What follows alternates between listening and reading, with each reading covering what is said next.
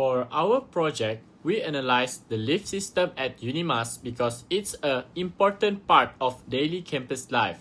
Students, staff, and visitors rely on it to move between floors efficiently.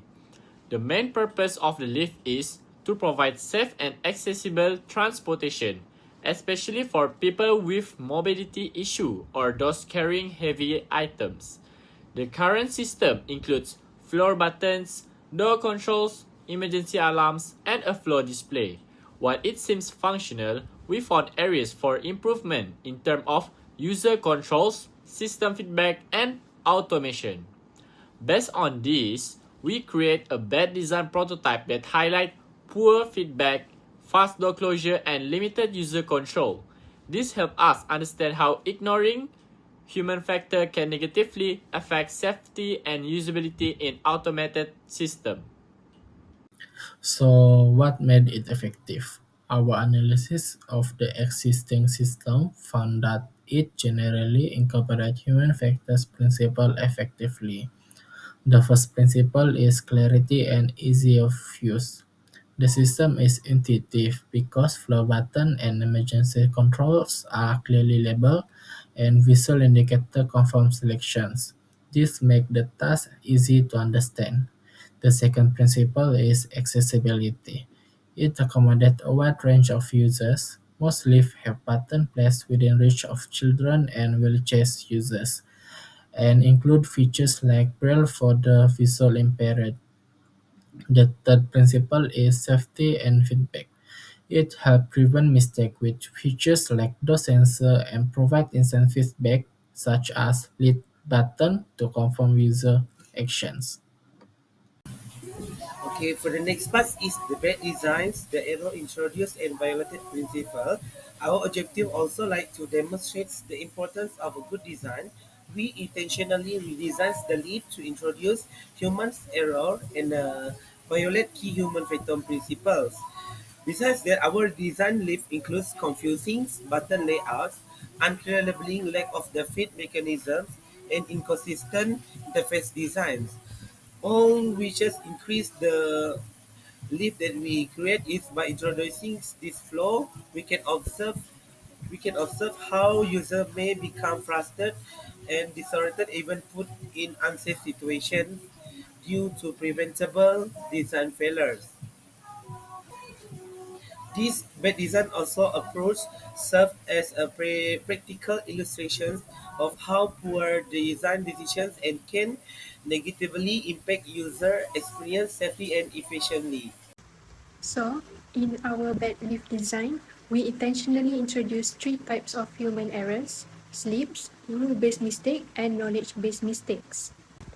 First, we have slips. This happens when users do something they didn't mean to, like pressing the wrong button. In our design, we arrange the floor buttons in a random order, like G1, LG2.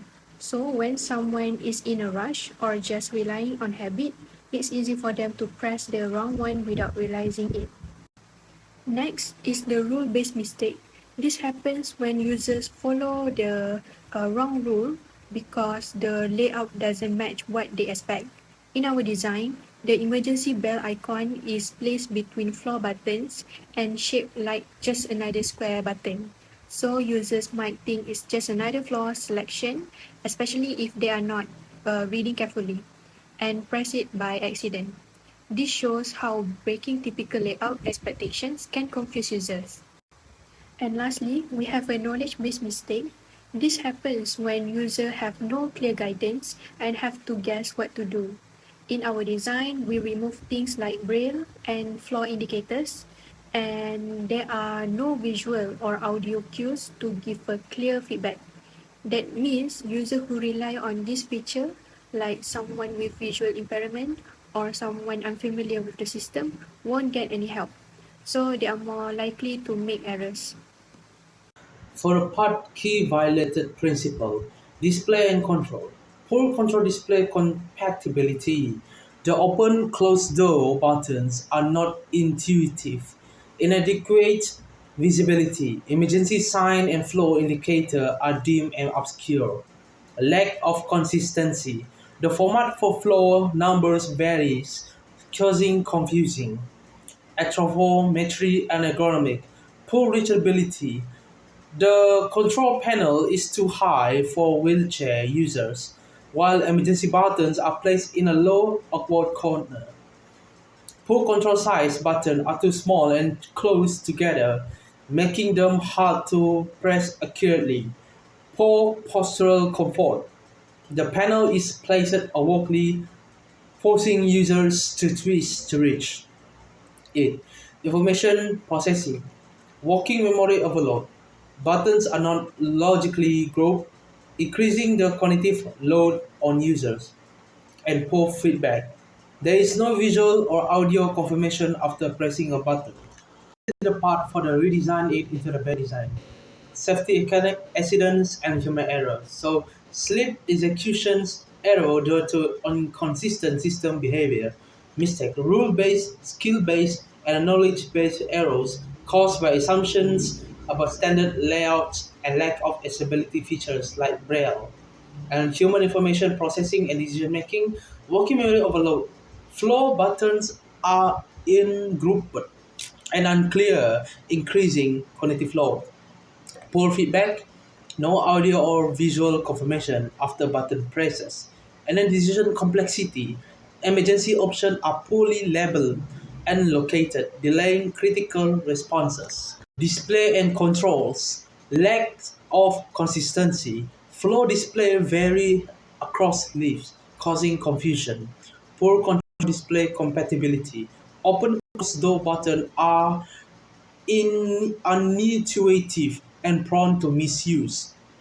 Inadequate visibility, dim or obscure signs make it hard to identify flows or safety features. Anthropometry and ergonomics, working memory overload. Flow buttons are ungrouped and unclear, increasing cognitive load. Poor feedback, no audio or visual confirmation after button presses. Decision complexity, emergency options are poorly labeled, locate and delaying critical responses. Stress and workload, workload overload. Poor feedback and unclear indicator create high cognitive stresses. Performance changes with over-arousal. Rush user make mistakes such as pressing wrong buttons. Fatigue. Repeat exposure to a bad system lead to mental exhaustion. Automation and human factors. Automation complacency. User blindly trust on automated flow selection system without confirmation. Lack of feedback and transparency. Minimal indicator confuse user about system status. Poor user control over automation. No option to cancel requests or quickly access emergency stop. This is the part for the prototype demo that have been made for the last week. So basically, the users were trying to open the door and close the door, and initially trying to go to any flow. They are getting a bit of confusing. At the same time, on the second pictures, the user intentionally didn't know about how to open the doors, and the arrangement of flow indicator are not very clear, making them more confused. Another user understanding how they open the door and they have to wait for the door to close. And then the last one, the user were trying to play with the panel to see how it operates. So lesson learned on the importance of human factors and ergonomic. By contrasting an effective lift system with our deliberately flawed one, we learn that failing to apply human factors and ergonomic leads to frustration, inclusionary, and hazardous system, proving that thoughtful, user-centered design is critical to create the safe and efficient system we often take for granted.